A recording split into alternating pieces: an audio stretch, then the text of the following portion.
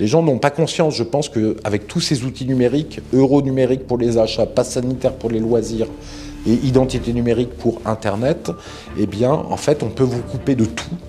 On va vous surveiller sur tout, potentiellement, et on peut vous déconnecter et vous tuer socialement complètement quelqu'un qui serait un opposant ou que le pouvoir n'aimerait pas. On voit qu'on est en train de faire un scénario avec des inégalités sociales absolument majeures. Entre d'un côté des riches dont les patrimoines sont en train d'exploser et les classes populaires et moyennes qui sont en train d'être laminées économiquement. Le peuple est en colère, les élites le savent, et que font les élites? Elles prennent des moyens de contrôle, des moyens de sanction et de punition pour pouvoir absolument tenir leur place, garder leur place face à la population et en fait préserver leurs privilèges. Si les Français se laissent faire, ils vont, je pense, être enfermés petit à petit dans une tyrannie. Et il faut absolument que les Français se réveillent pour empêcher tout cela.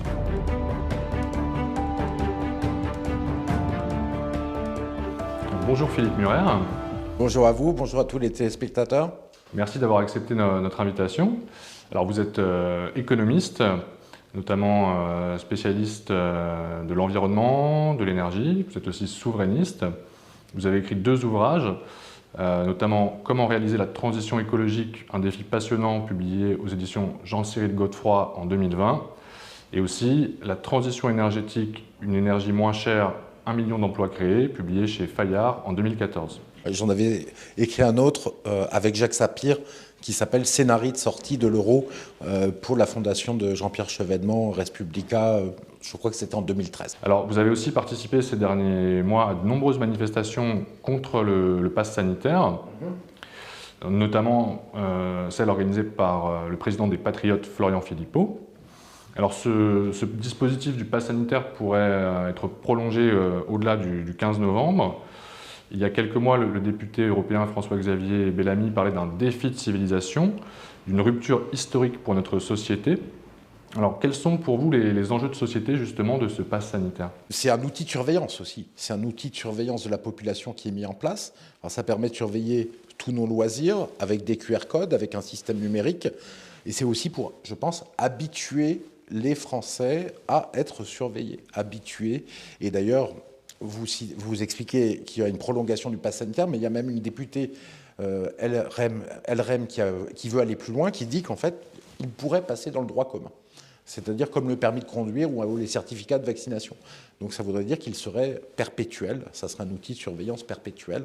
Donc on voit cet enjeu de privation de liberté, de surveillance, qui n'est pas du tout le cadre de la société française à travers les siècles.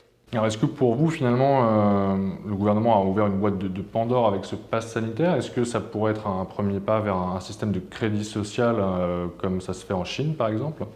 Vous avez tout à fait raison. En fait, ça rappelle le crédit social chinois, parce que c'est les mêmes principes, surveiller et puis noter et récompenser, ou plutôt punir d'ailleurs. Et donc, ça commence à ressembler à cela, effectivement, le pass sanitaire. Pourquoi? Le crédit social chinois, c'est donc une surveillance du monde physique avec des caméras de surveillance et de l'intelligence artificielle par le pouvoir chinois, une surveillance totale d'Internet et de ce que font les gens sur Internet. À partir de cela, le pouvoir chinois donne des notes aux citoyens, plus ou moins bonnes selon qu'il obéit bien au gouvernement. Et derrière, vous pouvez être interdit de voyager, comme avec le pass sanitaire, en train ou en avion, avoir des difficultés pour acheter un bien immobilier ou être interdit de cela, avoir des difficultés pour trouver un travail. Et donc ça va même encore plus loin, puisque les personnes les plus mal notées, quand un correspondant les appelle, il y a un message du gouvernement qui dit « Attention, vous parlez avec quelqu'un de très mal noté ». Donc on voit que ça va très très loin, puisque c'est un système totalitaire qui ressemble au monde d'Orwell de 1984, absolument effrayant, quoi. C'est une dystopie. Et le gouvernement français, malheureusement, donne l'impression d'avancer sur ce chemin-là avec le pass sanitaire. Alors vous pourriez dire, les spectateurs pourraient dire, mais c'est juste pour la pandémie, bon allez, c'est juste le pass sanitaire, ils vont peut-être le prolonger.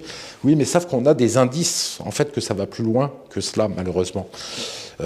Notamment, j'incite tous les internautes qui se posent la question à aller regarder, par exemple, le rapport du Sénat sur les futures épidémies de juin 2021.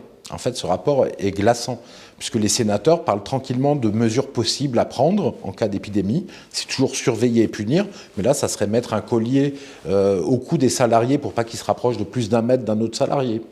Ça pourrait être aussi un bracelet électronique Donc comme pour les prisonniers, pour que les malades puissent pas se déplacer hors de chez eux. Ça serait les voitures qui seraient scannées, les plaques d'immatriculation scannées par des radars pour vous empêcher de vous déplacer si vous ne le pouvez pas et vous mettre une amende automatique. Contrôler vos fréquentations.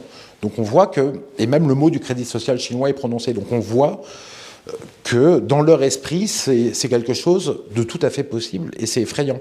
Et le pire, c'est encore le compte-rendu du Sénat sur le Crédit social chinois. Il y a une étude qui est faite, il y a une enseignante française à l'Université de Chine qui présente ça devant l'ensemble du Sénat. Et derrière, les sénateurs réagissent. Alors, les sénateurs, on aurait imaginé qu'ils disent « mais c'est affreux, c'est un monde dystopique, totalitaire, une privation de liberté ». Non, ils réagissent avec beaucoup de complaisance en disant « c'est intéressant, votre rapport, on est content que vous nous l'ayez présenté, pourquoi pas ». Puis il y en a un qui dit le mot de la fin, qui est M. Hugonnet des Républicains, un sénateur des Républicains, qui dit « de toute manière, la France y arrivera au crédit social ». Et la raison, c'est parce qu'on n'arrive plus à tenir la population. Voilà, c'est la raison en fait, c'est que la raison profonde de tout cela, derrière tout cela, c'est le fait qu'il y a un affrontement en fait larvé, mais de plus en plus fort entre les élites et le peuple, aussi en France et dans le monde occidental. En fait, c'est que les élites dirigent mal le pays, elles ont en face d'elles des citoyens qui sont très en colère à cause de ça. Il y avait une colère après Sarkozy, encore plus grande après Hollande, encore plus grande après Macron, mais ça touche plus que le président, c'est même de plus en plus l'ensemble des élites. Et donc le peuple est en colère, les élites le savent, et que font les élites? Elles prennent des moyens de contrôle, des moyens de sanction et de punition pour pouvoir absolument tenir leur place, garder leur place face à la population et en fait préserver leurs privilèges. Voilà pour moi le cadre, pourquoi on en arrive à ce risque très important en France de crédit social. Et si les Français se laissent faire, ils vont, je pense, être enfermés petit à petit dans une tyrannie. Et il faut absolument que les Français se réveillent pour empêcher tout cela. Et alors comment vous expliquez le fait que finalement un nombre important de Français ne soient pas descendus dans la rue pour manifester contre le pass sanitaire et semblent finalement s'en accommoder plus ou moins? Il y a une partie qui comprend tous ces enjeux, puis une autre partie aussi qui voit qu'il y a un problème et qui ne va pas se déplacer, qui a perdu un peu l'habitude de lutter, donc il faut qu'ils retrouvent l'habitude de lutter. Je pense que les gens ne se rendent pas compte de tout ce qui est en train de se mettre en place. Ils ne le voient pas, ou quand ils le voient, certains aussi préfèrent se cacher les yeux parce que c'est trop dur. C'est trop dur de voir que, en fait, effectivement, il y a des outils du crédit social français qui sont en train d'être mis en place en France. Donc, on a parlé du pass sanitaire, mais il y a les caméras de surveillance avec l'intelligence artificielle aussi. Alors, les médias en parlent peu, mais le gouvernement a lancé une phase d'expérimentation fin 2019 sur la reconnaissance des visages des Français avec l'intelligence artificielle. Et puis, Laurent Wauquiez la met en pratique dans les trains et les gares en Auvergne-Rhône-Alpes, pour résoudre les délits, certes, mais c'est quand même l'utilisation et le début de l'utilisation de la reconnaissance faciale, comme c'est fait en Chine. Il y a d'autres outils. L'identité numérique, on ne s'est pas rendu compte. Moi, je l'ai appris il y a peu de temps que la carte d'identité française est une carte d'identité maintenant avec une puce. Et sur cette puce, il y a votre photo, vos empreintes digitales comme si vous étiez un prisonnier, ainsi que, bien entendu, votre identité, adresse, nom, etc. et date de naissance.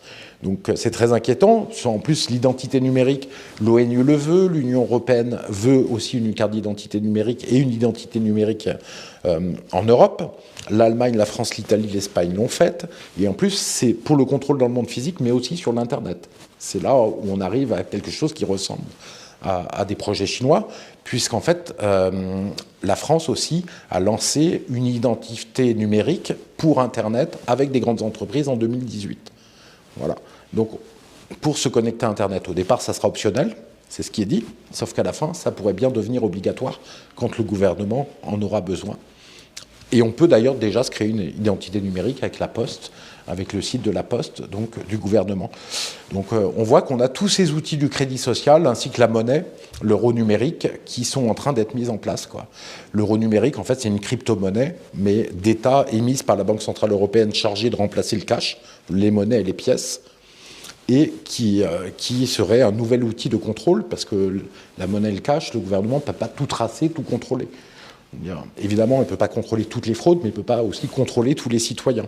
Oui, parce que en fait, une des raisons qui est avancée pour la mise en place de cet euro numérique, donc ce serait plutôt à horizon 2025. Là, il y a un projet pilote qui vient d'être lancé en juillet, qui doit durer 2 ans.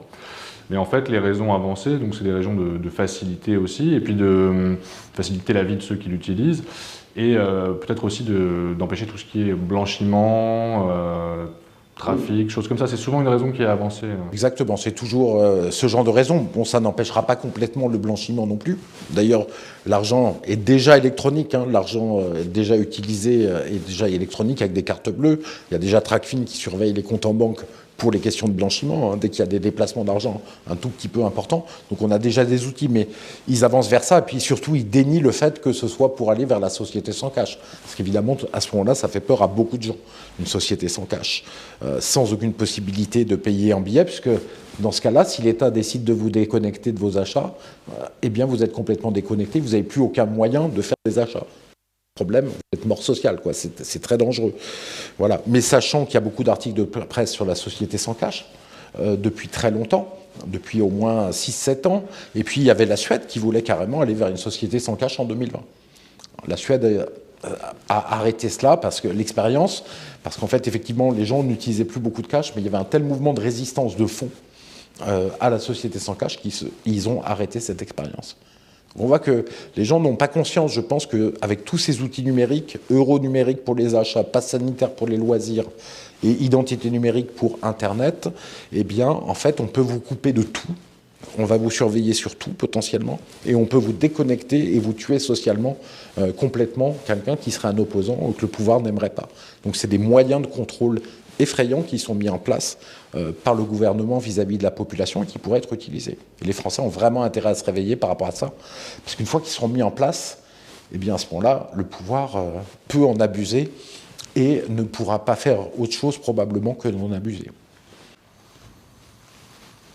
Et alors, justement, toujours sur ce sujet, effectivement, du pass sanitaire et de cette révolution numérique, en fait, ça nous amène aussi à Klaus Schwab, le fondateur du Forum économique de Davos, et au livre qu'il a coécrit avec Thierry Malret en juillet 2020, qui s'appelle Covid-19, The Great Reset.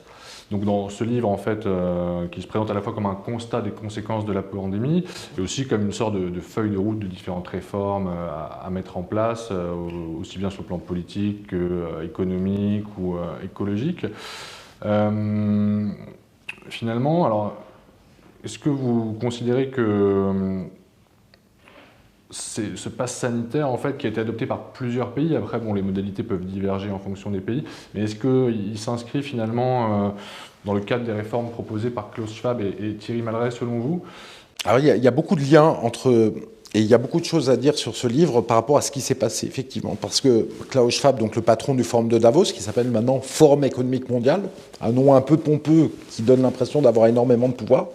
Et ils en ont parce qu'en fait, c'est le forum des multinationales, en fait, qui sponsorise ce forum, des grandes multinationales qui sponsorisent ce forum et qui invitent à Davos tous les ans des patrons de multinationales ainsi que des patrons de gouvernement, plutôt des patrons, des chefs de gouvernement mondialistes que patriotes, quoi.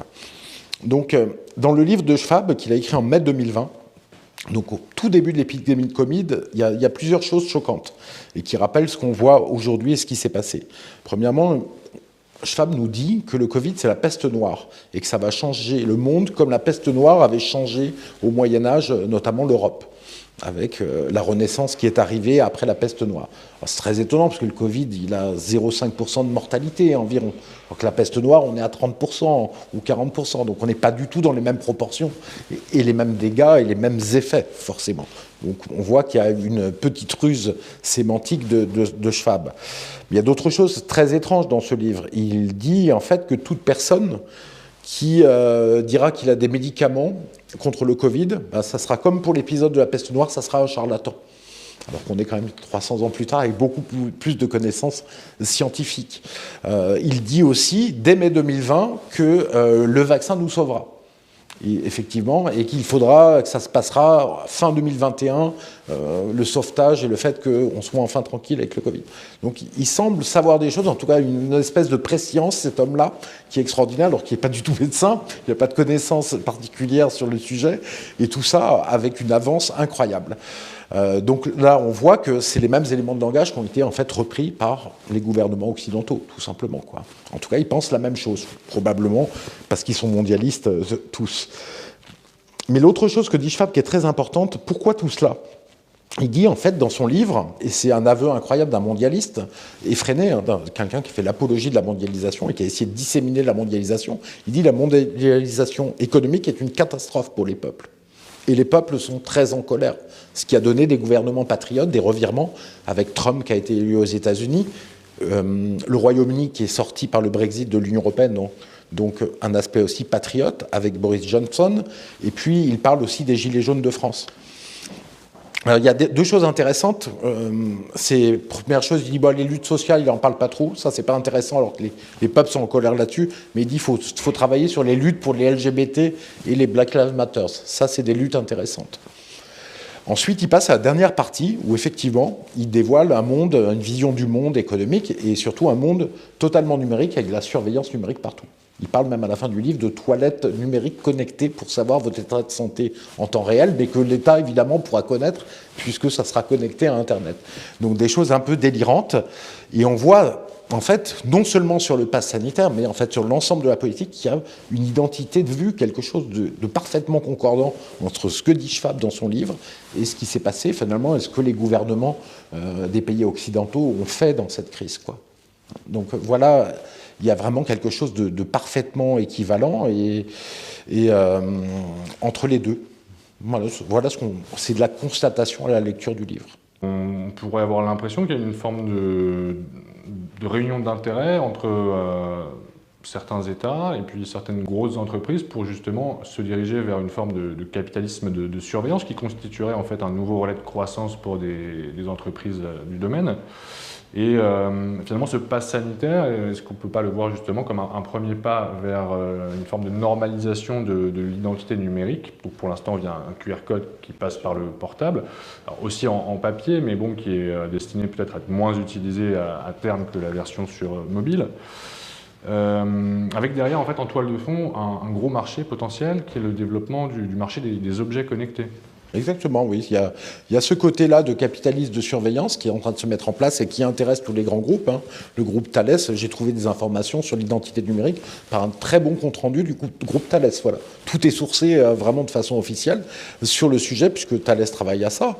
Mais on a vu aussi que, bizarrement, les Facebook, les YouTube, les Google étaient intéressés par la censure, en fait, sur tous ces sujets. Donc, surveillance et punition. Et il développe effectivement tout un tas de choses autour des objets connectés. Mais les objets connectés, c'est pas la liberté, parce que si tous vos objets sont connectés, ça veut dire qu'on sait ce que vous faites, on sait où vous êtes, et donc quel intérêt. Et d'ailleurs, l'intérêt des objets connectés n'est pas du tout évident, quoi. Et c'est une porte d'entrée à la surveillance.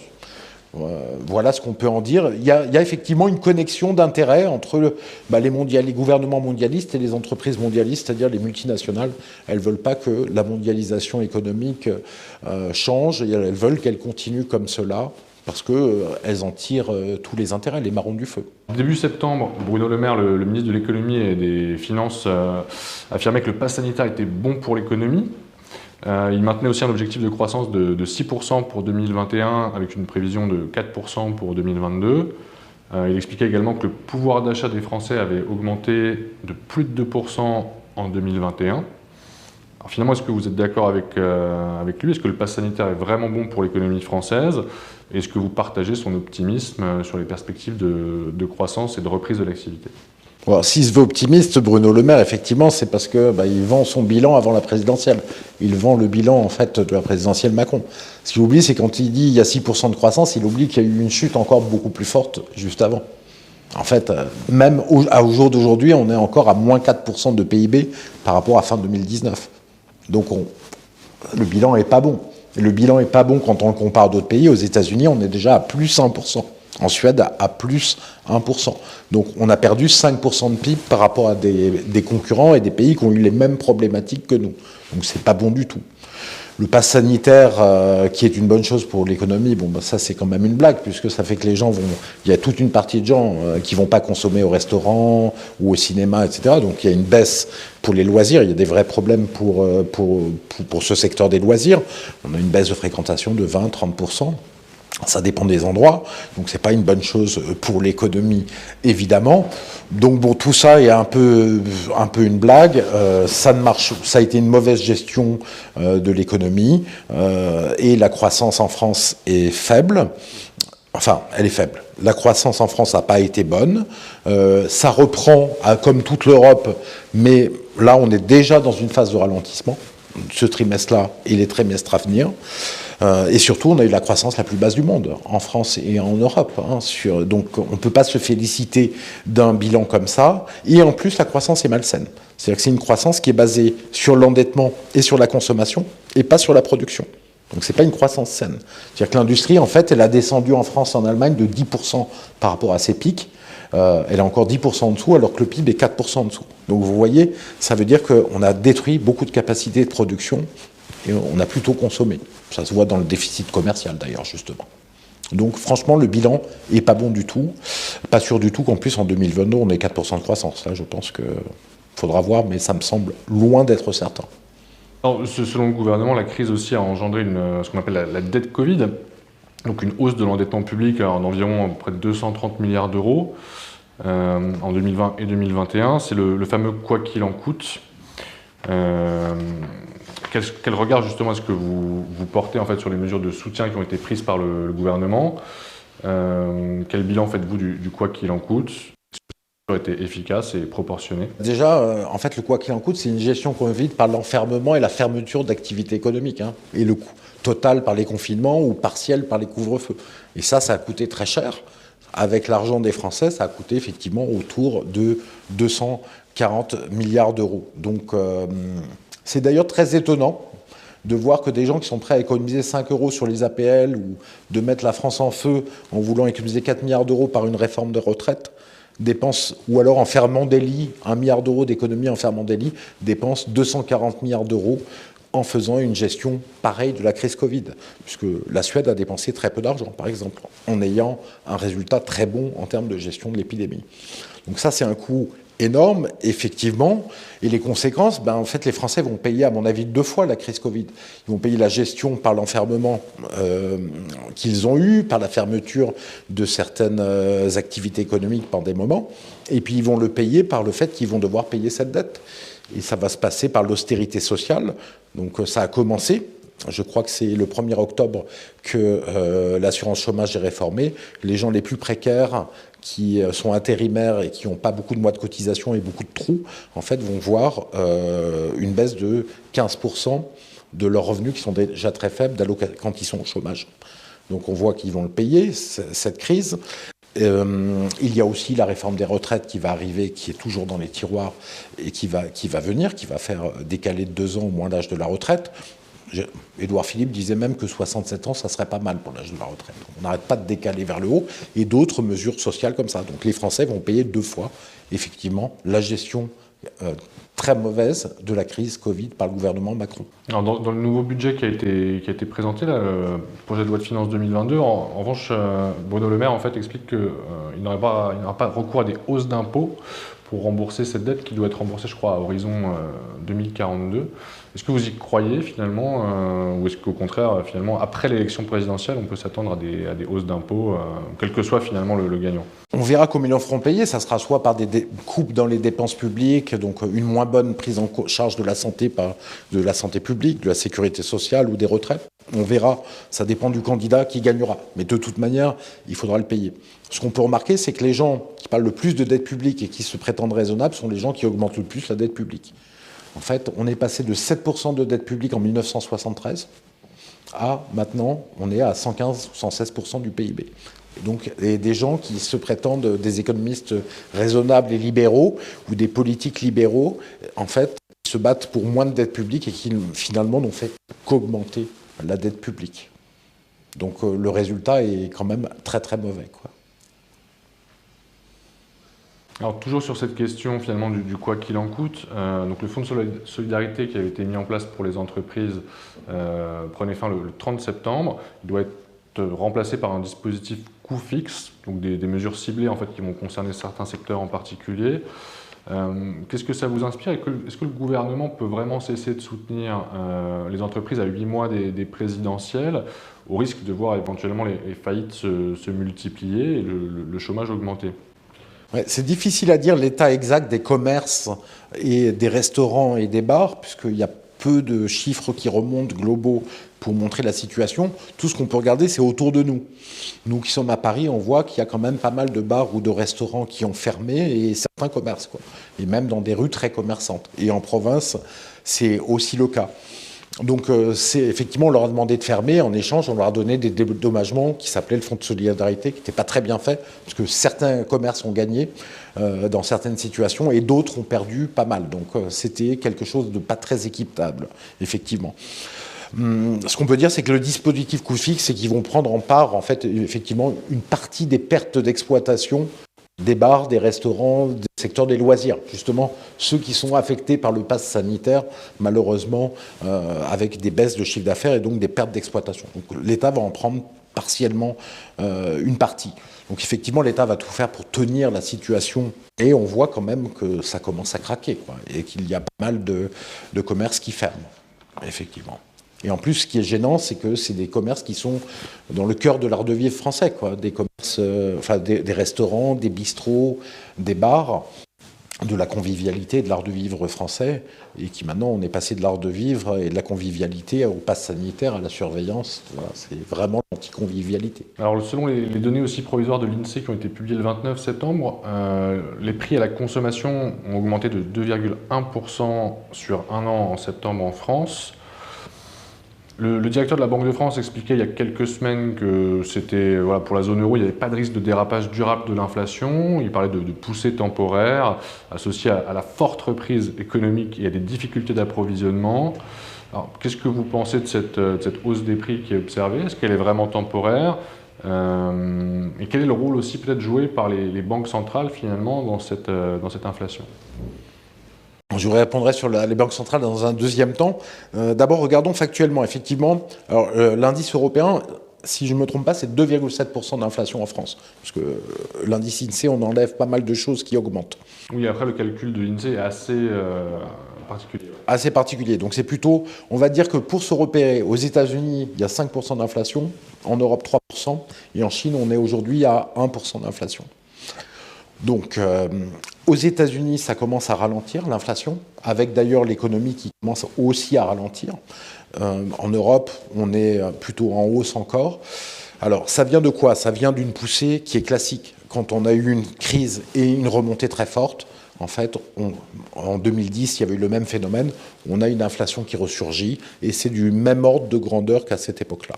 Donc ce n'est pas extrêmement inquiétant. C'est lié notamment à la très forte reprise des matières premières qu'on observe, mais qui va se calmer avec la croissance qui ralentit un tout petit peu en ce moment.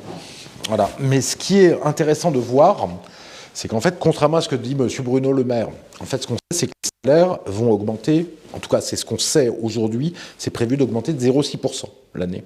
L'inflation est plutôt près de 3%. Donc on va avoir une très forte baisse du niveau de vie des Français cette année, quoi. Une baisse de 2% environ du niveau de vie des Français est à prévoir. Et d'ailleurs, ce n'est pas la première année que ça arrive. Parce qu'en fait, les Gilets jaunes, que disaient-ils? On n'arrive pas à finir nos fins de mois et pourtant on travaille et on travaille dur. Pourquoi? Parce qu'effectivement, l'inflation n'est pas très bien calculée par l'INSEE, elle est plutôt minorée sur un chiffre très important qui est l'immobilier. C'est-à-dire que l'immobilier, l'INSEE considère que ça représente 6% du panier moyen. Or, dans le panier moyen d'un ménage, l'immobilier, ce n'est pas 6%, que ce soit vos loyers ou vos remboursements de prêts. On est plutôt autour de 20%, voire au-delà pour certains.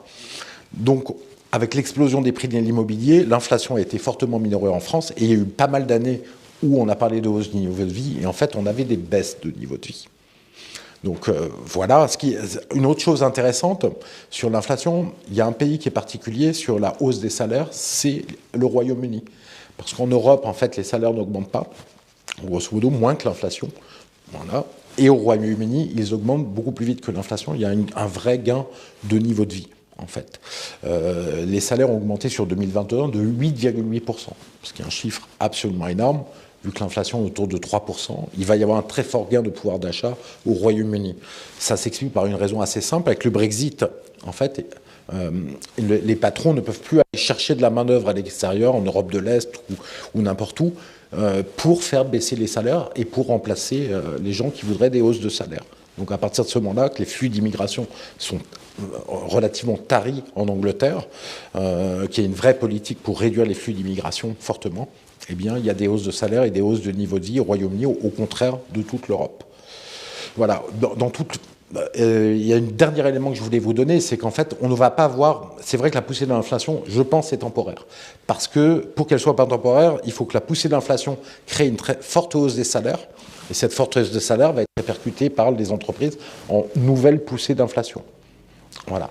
Pour cela, il faudrait que les salariés aient des capacités de négociation importantes. Or, les taux de chômage sont importants en France, mais aussi dans beaucoup de pays occidentaux. Il n'y a pas ces capacités de négociation et d'obtenir des hausses de salaire, c'est ce qu'on voit. Donc, il n'y aura pas d'enchaînement prix-salaire avec une inflation qui va durer. C'est une poussée d'inflation, mais qui entraîne une baisse du niveau de vie à cause de la situation économique dans différents pays. Alors juste peut-être effectivement revenir sur le rôle joué par les banques centrales, si elles en jouent un dans l'inflation. Est-ce que vous pouvez revenir là-dessus ? Les banques centrales, en fait, occidentales, depuis 2009, en fait, font tourner la planche à billets. C'est-à-dire produisent de plus en plus de billets, alors c'est de la monnaie électronique, mais ça revient au même, pour acheter, en fait, dans les marchés financiers, des dettes publiques, des dettes privées, d'autres actifs financiers. En 2020, par exemple, pour soutenir l'économie financière, la BCE a engagé 2000 milliards d'euros d'argent public. Elle a acheté pour 2000 milliards d'euros de titres avec l'argent public de la Banque centrale européenne. Ça continue toutes les années, et on voit que c'est parfaitement immoral, puisqu'en fait, dans l'économie réelle, il y a eu très peu d'argent qui a été mis, alors que dans l'économie financière, il y a des tombereaux d'argent qui se sont déversés. Et on est dans un système complètement immoral, puisqu'en fait, on se retrouve à faire monter l'économie financière et les patrimoines des plus riches, et l'économie réelle des salariés, des entrepreneurs, à la laisser en déshérence. Donc on voit qu'on a un problème majeur là-dessus. Ensuite, ces effets sur l'inflation, ça va faire monter quoi? Quand l'argent de la Banque centrale, si c'était pour toute l'économie réelle, ça ferait monter la croissance de l'économie réelle. Là, ça fait monter les marchés financiers, les bourses, l'immobilier, donc ça fait monter le prix des actifs financiers. Et puis ça fait monter aussi le prix des biens de luxe, les sacs Hermès et les sacs Louis Vuitton, puisque les gens qui ont des gros patrimoines s'enrichissent et consomment plus de luxe, et on voit que les prix montent. Donc ça reste un effet. Donc le mécanisme d'achat par les banques centrales de dettes publiques, de dettes privées, d'actifs financiers, ça fait monter les bourses et l'immobilier. Donc ça, on comprend bien que ça favorise les gens qui sont les plus aisés, qui ont des actions ou qui ont des entreprises cotées en bourse, etc. D'ailleurs, on voit que la fortune des milliardaires français a fait x5 de 2010 à 2020. C'est aussi lié à la formidable hausse des bourses générales qu'il y a eu. Alors, ils achètent des dettes publiques, la Banque centrale, mais aussi des dettes privées. Donc ça favorise les plus riches parce qu'en fait, les plus riches qui possèdent des grandes entreprises, ces grandes entreprises peuvent se financer à coût très bas. Voilà, M. Bernard Arnault s'est financé à coût négatif parce que la Banque centrale européenne, en fait, lui prêtait de l'argent en achetant de la dette à des coûts très très bas. Donc c'est un avantage énorme pour les plus riches qui peuvent emprunter beaucoup d'argent alors que les autres ne peuvent pas, et en plus emprunter de l'argent parfois à coût négatif, ce qui veut dire qu'ils remboursent moins que ce qu'ils empruntent. Donc effectivement, ça favorise, et surtout, puisque ça reste dans l'économie financière, ça reste dans le circuit des plus riches. Alors qu'en fait, le circuit des autres, l'économie réelle, a tendance à s'amoindrir, à avoir des difficultés parce qu'on ne la relance pas, quoi. En fait, la dette publique, elle sert juste à compenser les trous et à éviter l'effondrement. Mais elle ne permet pas de compenser et de créer de la croissance. Et là, si on faisait de la croissance avec ça, si cet argent est dans l'économie réelle, eh bien, dans ce cas-là, on aurait une reprise de la croissance et tout le monde en profiterait. Donc là, il n'y a que les plus fortunés qui en profitent. Et à terme, on a quelque chose d'assez incroyable qui est en train de se passer, parce que là, les valorisations des marchés américains sont déjà au niveau de 1929 ou de l'an 2000. Moi, je pense que, comme les banques centrales vont continuer à acheter dans les marchés financiers, comme elles le font depuis 12 ans, eh bien, on va se retrouver avec des bulles boursières comme on n'a jamais vu, quoi. Absolument phénoménales. Et des bulles immobilières aussi gigantesques. En fait, les anglo-saxons appellent ça « bubble everything ». Il va y avoir une bulle financière gigantesque qui va se mettre en place. Et de l'autre côté, on a des salaires sous pression à cause de la mondialisation économique, de la concurrence étrangère à bas coût, des taux de chômage qui sont élevés. Donc on voit qu'on est en train de faire un scénario avec des inégalités sociales absolument majeures. entre d'un côté des riches dont les patrimoines sont en train d'exploser et les classes populaires et moyennes qui sont en train d'être laminées économiquement. Et là, on rejoint la première partie de notre discussion. Face de cet écrasement économique et social, il y a un écrasement des libertés par les pouvoirs des pays occidentaux pour tenir ces populations qui sont de plus en plus en colère de voir ça. Et donc on est plus dans une menace, si vous voulez, de dépression sociale qu'une menace d'inflation ou d'hyperinflation à court terme. Après, à un moment donné, il faudra que ça s'arrête, parce que les arbres ne montent pas au ciel. C'est ça, alors comment ça peut... Quelles sont les voies de sortie, en fait, finalement? Parce qu'on voit mal, comme vous le dites, la BCE arrêter sa politique de rachat. D'ailleurs, si elle le faisait, qu'est-ce qui se passerait? S'il le faisait, par exemple, en 2018, à un moment donné, c'est un peu l'équivalent. La Banque centrale américaine, alors que l'économie n'allait pas si mal, a essayé d'augmenter les taux de 0,25%, effondrement de Wall Street. Donc on voit, et ça serait un effondrement des marchés financiers si jamais les banques centrales arrêtaient. Elles sont prises dans un mécanisme fou qu'elles ont mis en place, et elles sont dans un mécanisme de fuite en avant.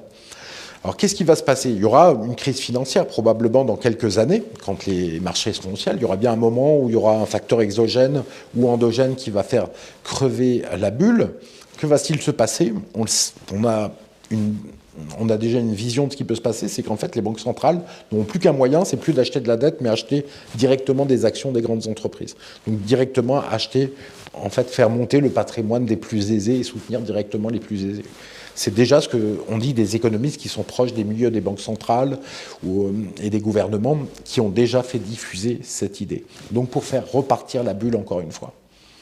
Mais vous allez me dire, ça n'en finit plus, puisqu'ils vont encore tenter de la regonfler.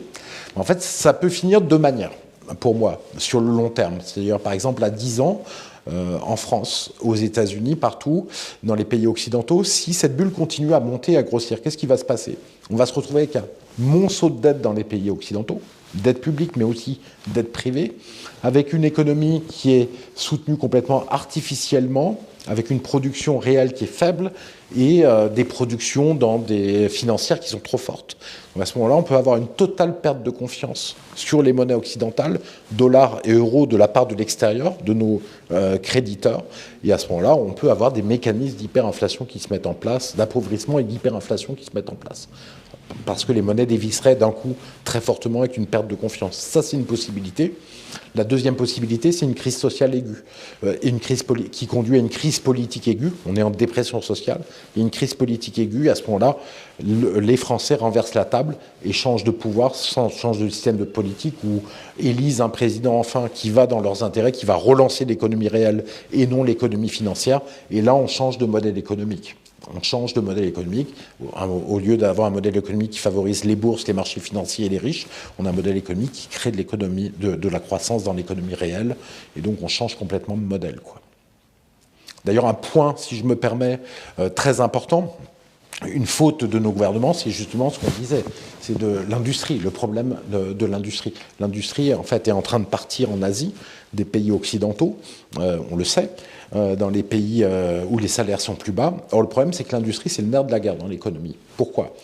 Alors, on peut le dire de deux manières. Première chose, dans l'industrie, c'est là où il y a des gains de productivité. C'est-à-dire qu'un ouvrier, par exemple, dans l'automobile, dans l'aviation, peut fabriquer plus d'automobiles chaque année. Et c'est ça qui permet, c'est ces gains de productivité de l'industrie qui sont redistribués par des mécanismes économiques dans toute l'économie et à tout le monde. C'est pour ça que chacun peut avoir ses revenus qui vont augmenter dans une économie de marché qui tourne bien. On le voit d'une autre manière, c'est avec un graphique qui montre le PIB par habitant par rapport à la production industrielle par habitant. C'est phénoménal quand vous regardez cela. En fait, vous avez une droite. Tout en haut, vous avez la Suisse, qui est le pays, un des pays les plus industrialisés de la planète, même sans doute le plus industrialisé par habitant. Le plus prospère avec le plus d'industrie. On a Singapour, ensuite on descend vers l'Allemagne, les États-Unis, la France, et tout en bas, il y a le Brésil et l'Inde qui n'ont pas d'industrie, les pays du tiers-monde qui n'ont pas d'industrie. Voilà. Et le rapport, c'est à peu près 4, c'est-à-dire pour 1 euro de production industrielle, ça crée 3 euros de PIB par habitant, grosso modo. 4 euros en tout, 3 euros plus 1 euro, 4 euros en tout. Donc c'est un formidable levier. Le problème, là je vais vous dire quelque chose qu'on dit peu, c'est que bien sûr on sait que l'industrie a baissé en France, en Italie, en Espagne. Depuis l'introduction de l'euro et du libre-échange, on est à moins 15%. à peu près. Mais il faut savoir qu'en Allemagne, ça plafonne aussi maintenant. On n'a presque pas réussi à dépasser la crise, le haut de 2008 en 2019 en Allemagne. On l'a à peine dépassé. Donc on stagne maintenant en Allemagne. On stagne aussi aux États-Unis, alors que le PIB se développe. Donc on voit que l'industrie en fait plafonne partout et qu'on a donc la prospérité qui est tirée que par les paradis artificiels de la bourse et de l'immobilier. Et en fait, ça c'est une voie sans issue si on enlève les vraies productions de richesse et sauf à changer complètement de modèle économique. Alors on parle aussi des pénuries. Donc vous parliez du Royaume-Uni en ce moment, voilà, ça fait les gros titres de la presse, notamment les pénuries d'essence. En France, on a aussi des pénuries qui peuvent toucher notamment les matériaux de construction, les composants électroniques ou certaines matières premières alimentaires, enfin même des pénuries qui touchent la production mondiale en réalité. Et on évoque aussi alors là en France des pénuries de main-d'œuvre, notamment dans le bâtiment, dans la restauration et dans l'industrie. Alors là aussi, quelles sont les causes de ces pénuries? Est-ce qu'elles peuvent durer? Est-ce qu'il faut s'en inquiéter? Alors, je vais mettre tout de suite de côté la pénurie de main-d'œuvre, parce que ça, c'est quand même une vaste blague. Une pénurie où les prix baissent, donc les salaires sont en baisse compte tenu de l'inflation, il n'y a pas de pénurie, si vous voulez. En fait, il n'y a pas de pénurie de main-d'œuvre. Il y a 6,5 millions de chômeurs en France et il y a très peu d'emplois présentés. Après, c'est vrai qu'il s'est passé un domaine particulier, par exemple, sur la restauration. Les gens sont restés chez eux. Restauration, c'est un métier très dur. Vous faites beaucoup plus que vos 35 heures, première chose. En plus, vous n'avez pas vos vendredis et vos samedis soirs pour aller voir vos enfants en famille, parce que c'est les jours où les gens vont le plus au restaurant. Donc, généralement, vous travaillez le vendredi, le samedi soir et pour certains, le dimanche soir. Donc, c'est des métiers extrêmement durs. Et si vous payez très mal les gens, effectivement, les gens ne vont pas venir. Vous allez avoir du mal à recruter. Les gens vont se destiner à d'autres métiers, ils vont chercher d'autres voies. Et en plus, avec le Covid, ils sont habitués à voir leur famille le vendredi et le samedi, ou leurs amis, et potentiellement, puisqu'il y a eu beaucoup de fermetures de restaurants, donc potentiellement, effectivement, il y a une petite pénurie là-dessus. Mais c'est au patron d'augmenter les salaires, c'est au chef d'entreprise d'augmenter les salaires. Il y a tout à fait suffisamment de gens qui sont sans emploi. Voilà. S'ils ont des salaires décents, ils vont venir. Ça, il n'y a pas de souci. Sur la pénurie, alors, la pénurie d'essence au Royaume-Uni est très particulière. Parce donc, déminons-la tout de suite. En fait, il y a sans doute une gestion qui n'a pas été géniale par le gouvernement de Boris Johnson. C'est-à-dire qu'en fait, en confinant, ils ont arrêté les formations et les délivrances de permis de conduire aux routiers. Donc, ça a posé un problème pour faire arriver de nouvelles personnes. Comme en plus, ils ne peuvent pas faire venir des routiers maintenant de l'étranger, d'Europe de l'Est pour conduire à la place des Anglais, eh bien, il y a un petit goulot d'étranglement en ce moment dessus et qui pose un problème, puisqu'il n'y a pas assez de gens pour conduire les camions citernes, les camions essence. Donc ça aurait pu être mieux géré par le gouvernement de Boris Johnson, mais ça va se régler. C'est vrai qu'il y a eu un à-coup très très fort sur la conjoncture, très forte baisse des chiffres d'affaires des entreprises à cause des confinements, et une remontée très forte et synchronisée mondialement pratiquement, partout au niveau mondial au même moment. Donc c'est vrai que c'est pas simple, parce que les chefs d'entreprise, certains, ils ont eu peur, donc ils ont fermé certaines capacités de production, ils ont limité et baissé leurs coûts pour tenir pendant la crise, et il faut qu'ils remontent le plus rapidement possible maintenant, et c'est ce qu'ils essayent de faire, leur production. Donc ça, c'est une première chose. L'autre chose, c'est qu'on est un capitalisme financier, avec zéro stock. Donc effectivement, ça pose un problème. Quand vous avez zéro stock, ça peut engendrer des pénuries pour des causes pas très importantes. Il y a un autre phénomène, c'est la mondialisation qui est lié à la mondialisation économique. En fait, c'est que ça impose deux fragilités. Il y a beaucoup de choses qui viennent d'Asie, et donc les bateaux en Asie, les bateaux sont complètement surbookés et donc les prix ont complètement explosé. Donc il y a des problèmes, ça peut être produit, mais c'est pas transporté correctement. Le deuxième élément de fragilité, là, c'est sur la pénurie la plus grave, c'est celle sur les semi-conducteurs. La mondialisation a fait en sorte que les semi-conducteurs sont produits dans certains pays particuliers de façon très concentrée. Par exemple, Taïwan. Taïwan a connu une sécheresse très forte cet été et n'a pas pu augmenter, voire tenir ses objectifs de production de semi-conducteurs alors qu'il y avait une très forte demande. Ça explique une partie du problème. En plus de ça, il y a une énorme demande avec le Covid et après de matériel pour les visioconférences, donc de PC, de caméras numériques. Il y a le lancement des réseaux 5G, donc il y a la demande qui augmente et l'offre qui ne peut pas augmenter. Donc ça a créé une pénurie de semi-conducteurs qui devrait se résorber dans les 6 mois à venir. Mais c'est aussi dû au capitalisme tel qu'il fonctionne aujourd'hui, que les commandes viennent au dernier moment, juste à temps, avec zéro stock, et ça crée effectivement une vraie fragilité dans le système. Avec la baisse qu'on a de la croissance, avec l'amoindrissement de la croissance qu'il y a partout dans le monde en ce moment, ça devrait se résoudre dans les mois à venir. D'accord, donc pas d'inquiétude. Il n'y a pas d'inquiétude majeure sur le sujet, quoi. Non.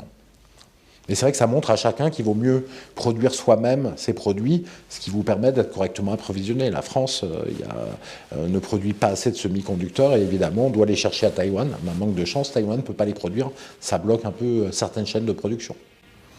C'est une question qui s'est posée pendant l'épidémie, que ce soit par rapport aux masques ou aux médicaments, où finalement voilà, on s'est rendu compte qu'on manquait d'usines en France. Ils étaient produits en Asie et comme l'Asie les produisait d'abord pour elle-même puisqu'on avait autant besoin que nous pour le Covid, elle nous envoyait dans un second temps. Donc on a eu toute une période où on a manqué effectivement de masques et de divers matériels, quoi. Effectivement, le fait de ne pas être souverain, de ne pas disposer de ces industries, d'avoir tout misé sur la mondialisation économique et le libre-échange, crée des fragilités un peu partout dans l'économie, et notamment en France, quoi. Alors justement, certains proposent de faire revenir les entreprises en France. Est-ce que c'est possible? On entend souvent dire que, étant donné le droit du travail français, ce serait difficile de réindustrialiser le pays. Alors qu'est-ce que vous en pensez? Le droit du travail français, vous savez, ça fait 30 ans qu'il a amoindri, et en fait, plus on l'amoindrit, plus le chômage monte. Factuellement, je veux dire, il n'y avait pas de CDD avant 1990, il n'y avait que des contrats à durée indéterminée. Et on n'a fait qu'amoindrir le droit du travail, là récemment avec les ordonnances de Hollande, puis les ordonnances de Macron, on n'a fait qu'amoindrir le droit du travail. Non, en fait, il y a un problème global de tous les pays occidentaux, qui est dû au problème du libre-échange et des délocalisations. Ça, c'est un problème majeur. Ça se traduit par du chômage en France et par de la précarisation et aussi du chômage dans les pays anglo-saxons, mais un peu moins de chômage, mais beaucoup de précarisation. Pour faire revenir les entreprises en France, il n'y a pas de choix. Déjà, il faudrait avoir une monnaie qui soit à son bon prix. L'euro est beaucoup trop cher pour nous. Il faudrait avoir une monnaie qui soit 20% moins chère pour que nos entreprises redeviennent compétitives. Ça, c'est la première chose.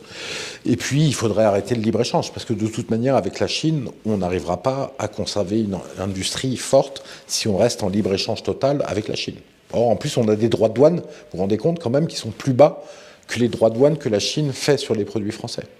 Je veux dire, dans 20 ans, par exemple, les Chinois fabriquent des quantités énormes de trains de TGV. Il n'y aura plus de TGV français si on laisse le marché libre et ouvert.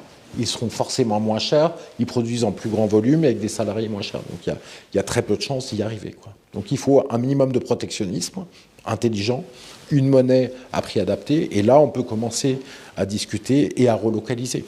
Le gouvernement Macron, on a localisé temporairement des masques en France pendant la crise. Les entreprises françaises ont joué le jeu.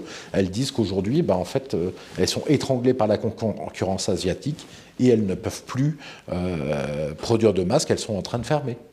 Sachant qu'en plus, dans l'Union européenne, la commande publique ne pouvant pas être réservée aux entreprises françaises, elles sont réservées aux entreprises mondiales. En fait, c'est l'ensemble du monde qui peut soumissionner aux offres de commande publique françaises, de l'hôpital ou du gouvernement.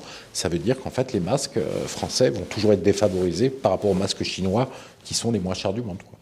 Voilà. Donc aucune chance de réindustrialiser la France et l'Occident en général si on reste dans le même système économique. On a aussi la question éventuelle du revenu universel qui revient régulièrement sur le tapis depuis plusieurs années. Ça avait été porté notamment par Benoît Hamon en France, mais finalement c'est repris, on en reparle régulièrement. Je crois qu'il y a eu une expérimentation qui a été faite en Allemagne aussi, auprès de quelques personnes là-dessus.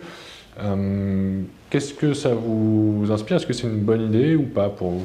C'est vrai que le revenu universel, on en parle beaucoup, alors aussi bien à gauche que des gens très à droite économiquement, les libéraux économiques qui en parlent. En fait, l'idée, moi, ce que ça m'inspire, c'est que c'est une impasse totale. C'est-à-dire, en fait, on n'arrive plus à avoir une économie qui donne du travail aux gens. On n'arrive plus à ce que les gens exercent leur talent et le fournissent à l'ensemble de la population, en fait. Et donc, on va donner un revenu de substitution aux gens. Donc, c'est quelque chose d'extrêmement dangereux. Parce que qu'est-ce qu'on va faire des gens qui ne travailleront pas et auront un revenu universel de, je sais pas, 600, 700 ou 800 euros, hein.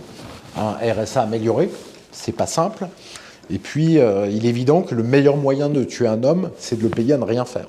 Et le revenu universel, c'est de dire, bon, il n'y a pas de travail, ne faites rien, et on va faire gagner de l'argent sans rien faire. Donc c'est un piège, en fait, c'est lié à l'impasse de notre modèle économique occidental, où on n'arrive plus à créer d'emplois. On va donner de l'argent sans rien faire, et c'est une impasse franchement très dangereuse, quoi. Ça permet aussi d'ailleurs d'accentuer le contrôle de l'État par ce biais, puisque c'est lui qui vous nourrit finalement. Exactement. La personne qui touche le revenu universel ne peut plus rien dire parce qu'effectivement, elle dépend complètement de l'État pour se nourrir et elle ne peut rien faire si on lui coupe les vivres. Donc c'est effectivement une prise de contrôle sur les individus qui correspond à ce qu'on disait tout à l'heure aussi. Merci beaucoup Philippe Murer. Merci.